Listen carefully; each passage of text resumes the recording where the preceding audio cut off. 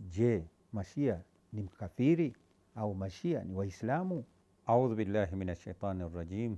Bismillahi rahmani rahim.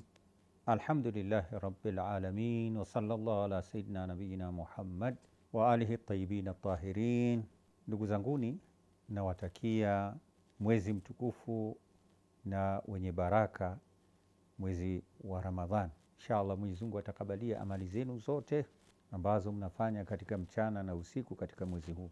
Pia tukiongezea kuwa ni mwezi wa ibada, na ibada bora kabisa pia katika zile ibada ni ibada ya ilmu. Wakati huu tunaongezea ilmu na tunajifundisha na tunaongeza maarifa ya kuweza kujua dini yetu zaidi.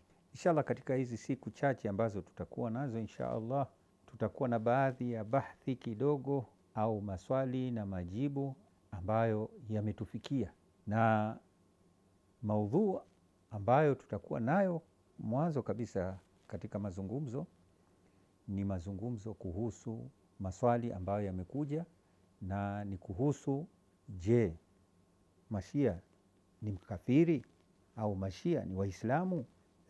Haya ni maswali ambayo yametufikia na tunataka kujua majibu yake. Kwa hivyo kwenye kikao ambacho kitafuatilia tutakuwa na maswali. Swali la kwanza ambalo nimelielezea ndio litakuwa la kwanza insha Allah, na linasema ya kwamba nyinyi mashia hamtaingia peponi kwa kuwa nyinyi si Waislamu.